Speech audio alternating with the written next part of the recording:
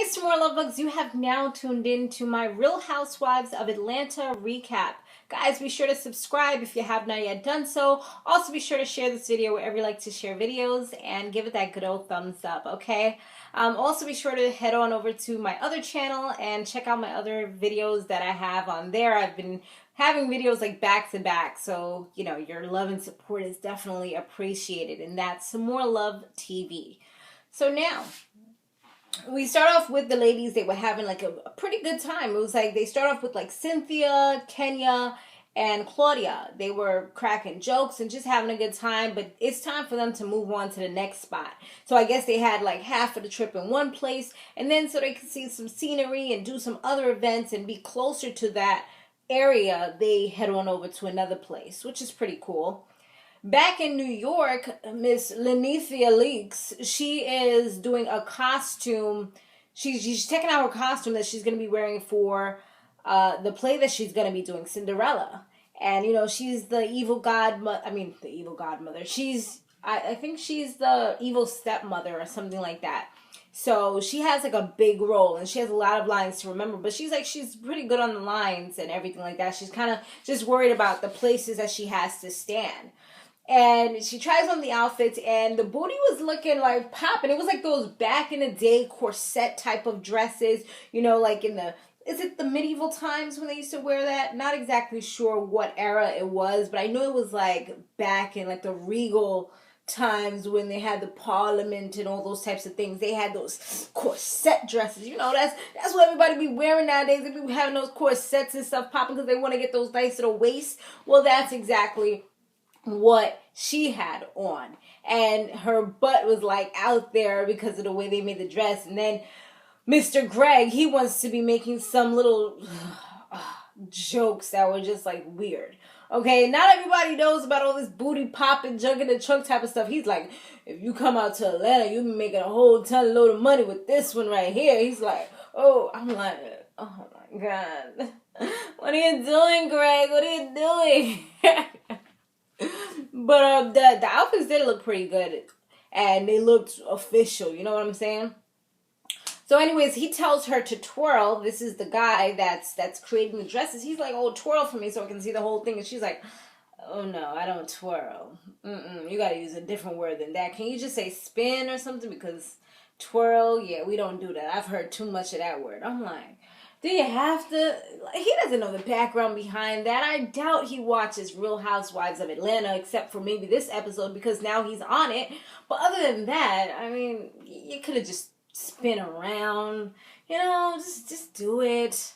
She gotta be so difficult all the time. Now, Phaedra, she tells the women whilst they're on the bus that she want to go and see the Hobbit people. There's supposed to be some Hobbit people out in the Philippines. And they're just like, what? And she's like, yeah, the little people. They're like little like you or smaller. She's like, you know, smaller. So we find out now. And I kind of felt like Phaedra wasn't that big. Candy kind of seems like she's not that tall either. But yeah, Phaedra, she's only 5 foot. So I'm like, girl, me and you could go toe to toe because I'm only like an inch shorter than she is. I'm supposed to be, 4'11", they say. You know, so, yeah, I'm about her height. That's crazy. Okay, that's pretty cool. So Phaedra and Kenya, they finally have a meeting. They sit down while the others are doing their little slumber party thing. And they sit down and have this, like, heart-to-heart. Phaedra says that she was hurt because she really thought that in the beginning they were kind of building a friendship. But then all this whole scandal business come on. And it's just like, what the heck happened? I thought we were cool. So Kenya, she starts crying. She says that Phaedra literally tried to destroy her reputation, and just made her look like this horrible person and just destroy her character as well. And calling her all these whores and this and that. And it just tore her apart. And she also says that she wants her to say that before we even get into that, Phaedra, she cries and she says that at that time she just wanted to be a good wife and believe her husband. Because, you know, you're supposed to always stand by your man.